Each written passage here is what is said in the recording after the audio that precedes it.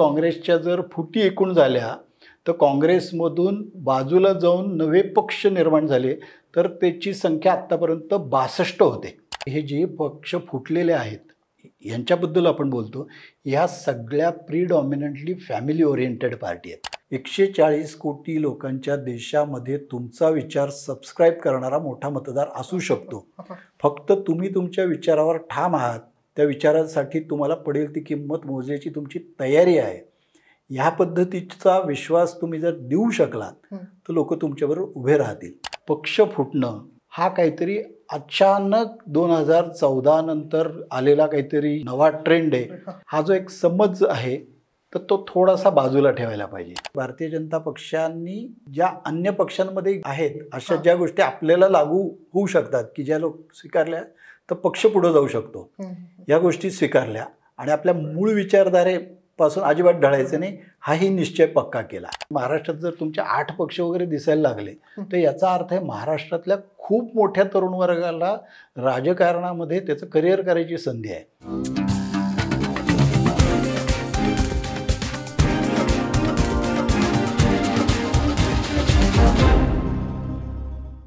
नमस्कार मित्रांनो, द पॉलिटिक्समध्ये आपल्या सगळ्यांचं अगदी मनापासून स्वागत.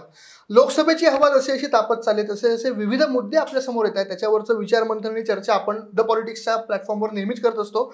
आणि आज आपल्यासोबत चर्चेला आहेत ज्येष्ठ पत्रकार अभय कुलकर्णी सर. सर स्वागत आहे. नमस्कार. सर, लोकसभा इलेक्शन लागू होण्या अगोदर म्हणजे तारखा जाहीर होण्या अगोदरपासनं एकच विषय नेहमी चर्चेत राहिलेला आहे महाराष्ट्राच्या संदर्भाने, तो म्हणजे पक्षफुटी आणि घराणे दुरावणं. या विषयावरच लोकसभा लढवली जाते की काय, असा माहोल आत्ता निर्माण झालेला आहे. म्हणजे 2 महत्त्वाचे पक्ष महाराष्ट्रातले, एक म्हणजे शिवसेना आणि दुसरी म्हणजे राष्ट्रवादी, हे दोन्ही पक्ष फुटले. पवार घराण्यातही फूट पडली. तर या सगळ्याबद्दल, पक्षफुटीबद्दल आणि घराण्यात फूट पडणं या सगळ्याबद्दल तुमचं नेमकं काय निरीक्षण आहे? हा चांगला प्रश्न आहे. मला असं वाटतं की महाराष्ट्र गेले 2 वर्ष या मुद्द्यांनी ढवळून निघालेला आहे. महाराष्ट्रात सतत हीच चर्चा आहे. म्हणजे तुम्ही चॅनल लावा, डिजिटल प्लॅटफॉर्म्स बघा, रोजचे न्यूजपेपर हे करा किंवा तुम्ही सोशल मीडिया ओपन करा, तुम्हाला चर्चा ही फक्त पक्ष फुटलेले आहेत याच्याच संदर्भात दिसते. तर मला असं वाटतं की या संदर्भामध्ये लोकांचं धोकं थोडं दूर करायला पाहिजे.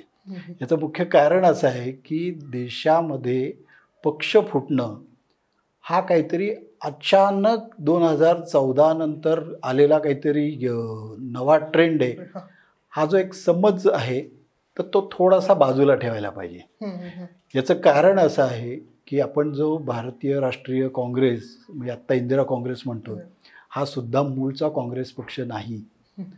तर 1979 साली काँग्रेसमध्ये जेव्हा फूट पडली तेव्हा इंदिरा गांधींबरोबर जो गेलेला इंदिरा काँग्रेस पक्ष होता तो आजचा हा काँग्रेस आहे. बरोबर. म्हणजे त्यावेळा त्या मूळ काँग्रेसपासून बाजूला गेलेल्या होत्या.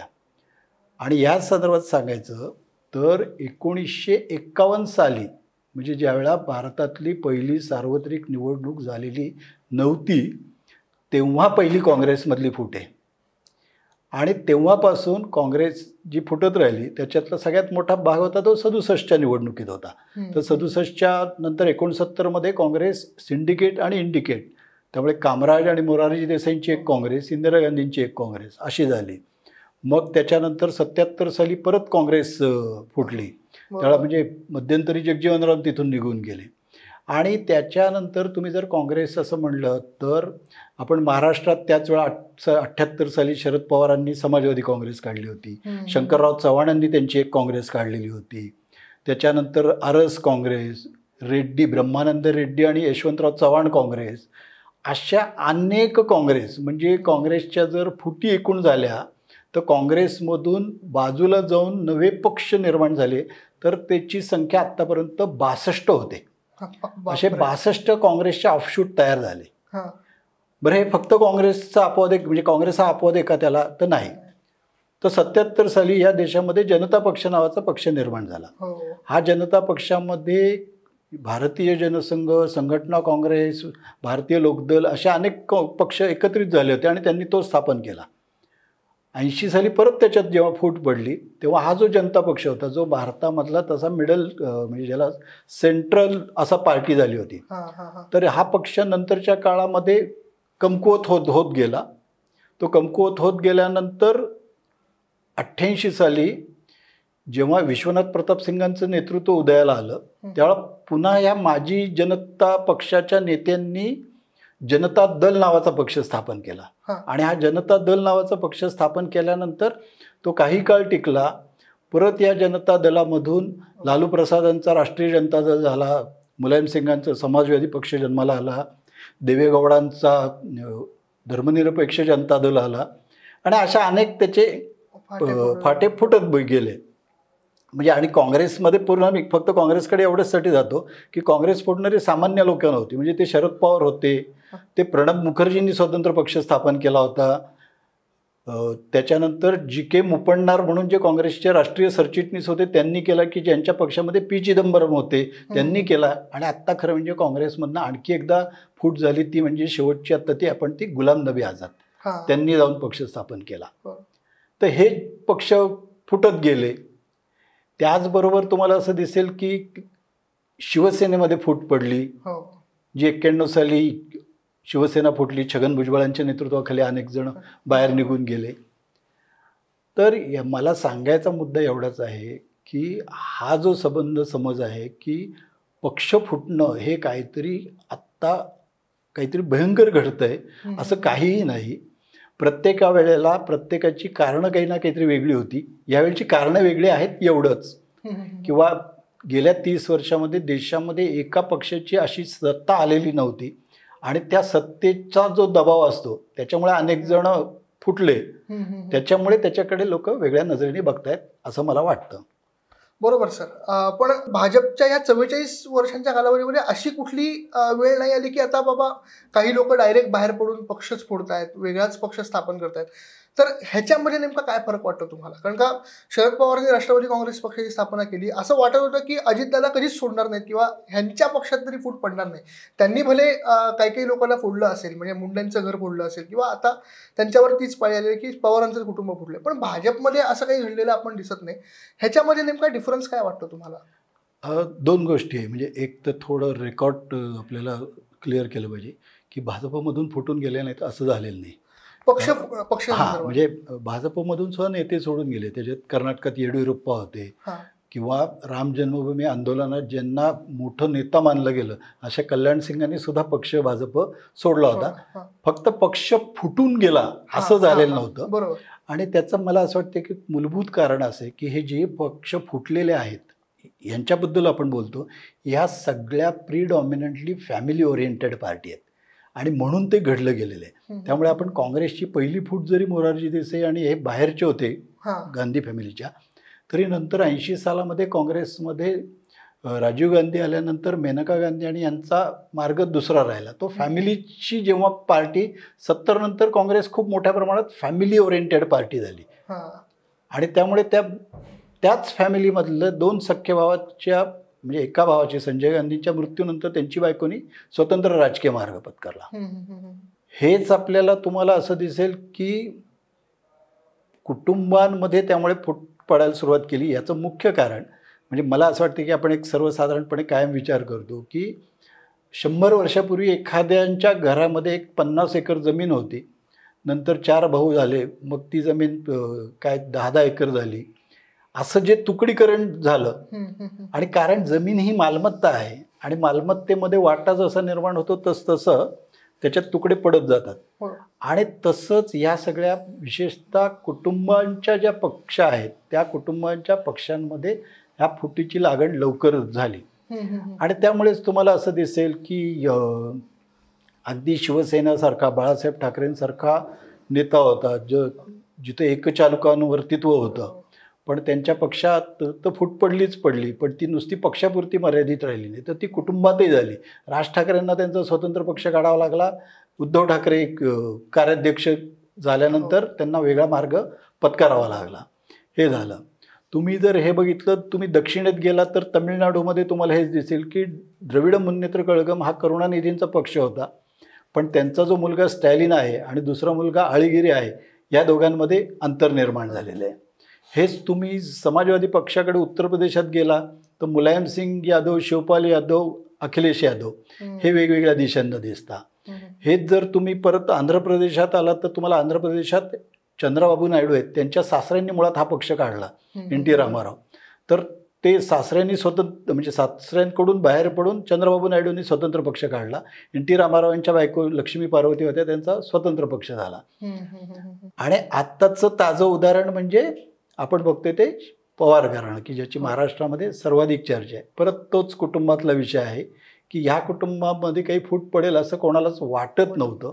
पण 2004 साली सुप्रिया सुळे जेव्हा या पक्षाच्या पहिल्यांदा खासदार झाल्या, तेव्हाच याचा सक्सेशन प्लॅन काय असणार याच्याबद्दलचं एक संशयाचं वातावरण तेव्हापासूनच निर्माण व्हायला लागलं. जोपर्यंत सत्ता हातात होती तोपर्यंत त्याला काही फारसं तडे गेले नाहीत. पण ज्या वेळेला सत्ता गेली आणि त्याच्यानंतर सत्ता थोडी आणखी दूर आहे असं जेव्हा लक्षात आलं, तेव्हा त्या पक्षामध्ये सुद्धा तुम्हाला फूट पडलेली दिसते. आणि त्या कुटुंबामध्ये शेवटी वर्चस्व गाजवणं ही मानवी मूलभूत प्रवृत्ती आहे. आणि मला असं वाटतं की ह्या सगळ्या ज्या घटना घडत आहेत ते या प्रवृत्तीतूनच जन्माला येत आहेत असं मला वाटतं. आता तुम्ही कुटुंबाचा नायक होण्याची जी इच्छा प्रत्येकामध्ये असतं त्याच्याबद्दल आत्ता बोललात, आणि तुम्ही सत्तेचा मुद्दा मांडला त्याच्याबद्दलच मला विचारायचं होतं की आत्ता आमच्या पिढीला म्हणजे फार मागे जात नाही आम्ही, कारण का आमच्या हातात सोशल मीडिया असतो. सोशल मीडियावरनं काय समजतं की सत्तेसाठी या पक्षफुटी होत आहेत, सत्तेसाठी तात्पुरत्या काळासाठी हे यांच्या बाजूला जातात, उद्या कुठे जातील माहीत नाही आहे, उद्या कोणते पक्ष फुटतील काही माहीत नाही आहे. अशी जी एक अनिश्चितता आत्ता महाराष्ट्र राजकारणात आहे ती आम्हाला सोशल मीडिया थ्रू आमच्यापर्यंत पोहोचत असते. जुने संदर्भ माहिती नसतात. पण आत्ताच्या संदर्भाने विचार करायचा झाला तर कुटुंबाचा नायक होण्यापेक्षा मला सत्तेत राहायचंय कायमस्वरूपी, अशा पद्धतीची मानसिकता तुम्हाला वाटते का? ते मी तेच म्हणतो की कारण त्या कुटुंबामुळे ते सत्ता आलेली असेल तर ती सत्ता त्या पक्षामार्फत आलेली आहे. मग त्याच्यावर वर्चस्व मिळवणं हाच त्याच्यातला भाग आहे. म्हणजे तुम्ही सत्तेत असाल तर तुम्ही त्या कुटुंबाचं नायक होणारच आहात, हे इतकं म्हणजे स्पष्ट आहे की त्यामुळे त्या पक्षावर आपला ताबा पाहिजे, त्या कुटुंबावर आपला ताबा पाहिजे आणि त्याच्यातून आपल्याकडे सत्ता असायला पाहिजे. इतकं साधं गणित त्याचं आहे. ह्याचं नेमकं भविष्य काय असेल आता? म्हणजे पक्षफुटींना जसा इतिहास आहे तसा आता इथून पुढे भविष्यात काय काय घडामोडी घडू शकतात असं तुम्हाला वाटतं? मला असं वाटतं की या सगळ्याचा लोकशाहीसाठी एक मोठ्या प्रमाणात चर्निंग चालू आहे. आणि एक लक्षात येईल की लोक या संबंध याच्याकडे म्हणजे पूर्वीची सत्तांतर किंवा पक्षफुटी चालून गेल्या याचं मुख्य कारण असं होतं की लोक त्या प्रवाहात होती, त्यामुळे एखादा निर्णय घेतला तर अरे हा आपल्याला वाटते तो घेतला गेलेला असा एक फील होता. आज असं आहे की अरे हा यांनी व्यक्तिगत त्यांच्या काही मतलबासाठी घेतला आहे का, असा जो भाग आहे. तर मला असं वाटतं की याच्यातून एक नक्की घडेल की राजकीय पक्षांमध्ये म्हणजे इतक्या मोठ्या म्हणजे महाराष्ट्रात जर तुमचे 8 पक्ष वगैरे दिसायला लागले तर याचा अर्थ आहे महाराष्ट्रातल्या खूप मोठ्या तरुण वर्गाला राजकारणामध्ये त्याचं करिअर करायची संधी आहे. आणि तशी संधी आली तर इतकं कॉम्पिटिटिव्ह जेव्हा राजकारण होतं तेव्हा त्याची शक्यतो म्हणजे गुणवत्ता वाढवण्याचाच मला असं वाटतं की कल असतो आणि ती गुणवत्ता वाढेल असं मला वाटतं. Okay okay okay. पण सर ह्याच्यामध्ये आणखीन एक फॅक्टर मला महत्त्वाचा वाटतो. तुम्ही जो आत्ता उल्लेख केलात की मागे पक्षफुटी झाला त्याच्याबद्दल लोकांना एवढं काही वाटलं नाही. इव्हन राज ठाकरे सुद्धा जेव्हा शिवसेना सोडून गेले बाळासाहेब हयात असताना सुद्धा त्यावेळी सुद्धा असे थोडी सहानुभूती त्यांच्याकडे गेली होती की हा बरोबर त्यांच्यावर अन्याय वगैरे होत होता, त्यांना मान दिला जात नव्हता वगैरे, त्याच्यावर सिनेमे सुद्धा आले. पण आता मात्र परिस्थिती बदललेली आहे. आता लोक हे डायरेक्ट ॲक्सेप्ट करत नाहीयेत किंवा लोकांची एक लॉयल्टी असते प्रत्येक पक्षाबद्दलची. म्हणजे शिवसेनेशी एकनिष्ठ असणारे काही काही मतदार असतात, राष्ट्रवादीशी एकनिष्ठ असणारे मतदार असतात. त्यांच्या मनात आता कुठे ना कुठेतरी संभ्रम कायमच राहील का आता या सगळ्या गोष्टींनंतर? ते संभ्रम हळूहळू कमी होत जाईल. म्हणजे संभ्रम आत्ता जरी असला तरी तो हळूहळू कमीच होत जाईल जेव्हा लार्जर पिक्चर दिसायला लागतं.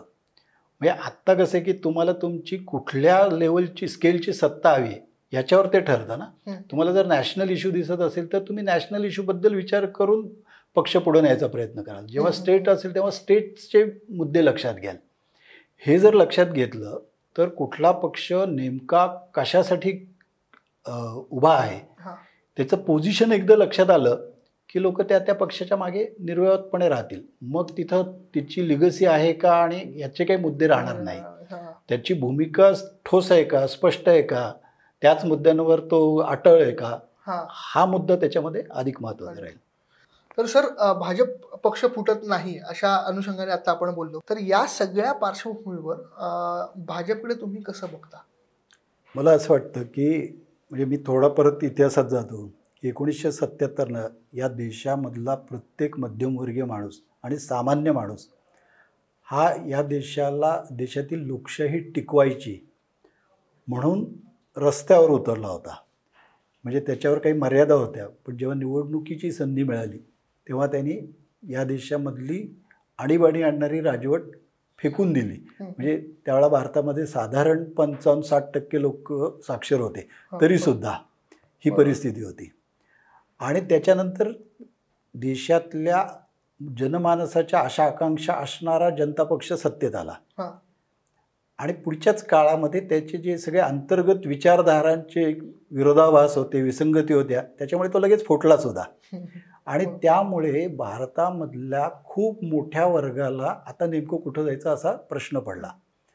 पण त्यावेळेला भारतीय जनता पक्ष हा एकच म्हणजे स्थापन व्हायच्या आधी हा एकच गट असा होता जनसंघाचा की त्यांनी आपण आपली जी विचारधारा आहे ती घेऊन पुन्हा आपण लोकांकडे जाऊ असा त्यांनी विचार केला. आणि तो विचार केल्यानंतर भारतीय जनता पक्षांनी ज्या गोष्टी जनता पक्षामध्ये असताना ज्या अन्य पक्षांमध्ये आहेत अशा ज्या गोष्टी आपल्याला लागू होऊ शकतात की ज्या लोक स्वीकारल्या तर पक्ष पुढे जाऊ शकतो, या गोष्टी स्वीकारल्या आणि आपल्या मूळ विचारधारेपासून अजिबात ढळायचं नाही हाही निश्चय पक्का केला. थोडासा काही काळ तो पहिले 1-2 वर्ष त्याचे सुद्धा ज्याला आपण म्हणतो की इनिशियल प्रॉब्लेम्स होते की गांधीवादी समाजवाद स्वीकारावा का वगैरे. पण लक्षात आलं की आपण या भारतीय राजकारणामध्ये काही निश्चित विचार घेऊन उभा आहोत. म्हणजे ज्याला आपण सांस्कृतिक राष्ट्रवाद आणि अंत्योदय अशा 2 गोष्टींवर भारतीय जनता पक्ष उभा होता. आणि मग त्यांना म्हणजे दुर्दैवाने 84ला इंदिरा गांधींची हत्या झाली. त्याच्यामध्ये अक्षरशः सर्व विरोधकांचा पालापाचोळा झाला. भारतीय जनता पक्षाच्या अख्ख्या देशात 2 खासदार आले. पण हे 2 खासदार आल्यानंतर भारतीय जनता पक्ष नको आता आपण काहीतरी वेगळ्याच वाटेने जाऊयात अशा दिशेने गेला नाही. तर भारतीय जनता पक्षांनी आपला विचार आहे तो आज लोकांनी मान्य केला नाही आहे. आपण तो विचार पोचवत राहू, जेव्हा संधी मिळवत राहील तेव्हा त्याला गती देऊ, पण लोकांचा विश्वास संपादन करू, कार्यकर्त्यांचं संघटन करू, पक्षाचा विस्तार करू आणि निश्चित मार्गाने पुढं जात राहू. जशी परिस्थिती येईल त्या परिस्थितीला भिडत पुढं जात राहू. आणि त्याचमुळे भारतीय जनता पक्षामध्ये लालकृष्ण अडवाणी, अटल बिहारी वाजपेयींचं नेतृत्व होतं. पण त्यांनी त्याच्या पुढच्या काळामध्ये अनेक नेते म्हणजे प्रमोद महाजन, व्यंकय्या नायडू, सुषमा स्वराज, अरुण जेटली अशा अनेक नेते त्याच्यातून तयार झाले. त्याच्या पुढच्या काळात नरेंद्र मोदी वगैरे तयार झाले. पण ह्या कार्यकर्त्यांचं संघटन, नव्या नेत्यांना संधी असं करत गेल्यामुळे हा पक्ष तुम्हाला आज या देशाच्या केंद्रस्थानी सलग 10 वर्ष दिसतो आहे. आणि मला असं वाटतं की त्याच्यातलं अन्य विरोधकां पक्षांनी घ्यायचं एकच मला वाटतं नक्की आहे की तुमचा जो काय विचार असेल, 140 कोटी लोकांच्या देशामध्ये तुमचा विचार सबस्क्राईब करणारा मोठा मतदार असू शकतो. फक्त तुम्ही तुमच्या विचारावर ठाम आहात, त्या विचारासाठी तुम्हाला पडेल ती किंमत मोजायची तुमची तयारी आहे. ह्या पद्धतीचा विश्वास तुम्ही जर देऊ शकलात तर लोक तुमच्याबरोबर उभे राहतील. पण तुम्ही तात्पुरत्या काळासाठी काहीतरी भूमिकांमध्ये बदल करत गेलात, तात्पुरत्या तडजोडी करत असताना कायमस्वरूपी तुमचे मुद्दे सोडले तर तुमची विश्वासार्हता अधिकाधिक कमी होत जाते. आणि दुसरी गोष्ट की त्यासाठीच तुमच्याकडे संघटन पाहिजे. त्या संघटनेवर प्रेम करणारी, त्या संघटनेच्या नेत्यांवर प्रेम करणारे नाही असे कार्यकर्ते पाहिजे. त्या विचारधारेविषयी असणारा जो मतदार आहे त्या मतदाराला जोडून घेण्यासाठी सतत प्रयत्न करणं, या गोष्टीसुद्धा अन्य पक्षांनी भारतीय जनता पक्षाकडून नक्की शिकायला पाहिजेत. तर त्याच्यावरच भारताच्या लोकशाहीचं सुद्धा मला असं वाटतं की सौष्ठव आहे ते अधिक मजबूत होणार आहे. सो हे अंडरफ्लो किती महत्त्वाचे असतात हे या चर्चेमध्ये तुम्हाला कळलं असेल की पक्षफुटीला इतिहास पण होता, पण त्याचे संदर्भ आता वेळोवेळी बदलत राहतील. आणि सर म्हणतात त्याप्रमाणे की आता कोणत्या मुद्द्यांवर हे पक्ष स्ट्रॉंग राहत आहेत त्याच्यावर हे सगळं गणित अवलंबून असेल. तुम्हाला या सगळ्या संदर्भात काय वाटतं हे आम्हाला कमेंट बॉक्समध्ये सांगायला अजिबात विसरू नका. आणि सर खूप खूप धन्यवाद, पक्षफुटीच्या संदर्भाने एवढं सुंदर विश्लेषण तुम्ही केलं आणि त्यातले अंडरकरंट काय असतात हे आमच्यासारख्या पिढीला लगेच समजतील अशा भाषेमध्ये सांगितलं. त्याबद्दल खूप खूप धन्यवाद सर. धन्यवाद. तुम्हाला आणखीन एक सांगणं आहे याच्यानंतर की हा आमचा एक अंडरफ्लो म्हणून तुम्ही लक्षात घ्या, अंडरकरंट म्हणून लक्षात घ्या की अशाच चर्चा तुम्हाला ऐकायच्या असतील तर द पॉलिटिक्सला लाईक करा, शेअर करा आणि सबस्क्राईब करायला अजिबात विसरू नका. धन्यवाद.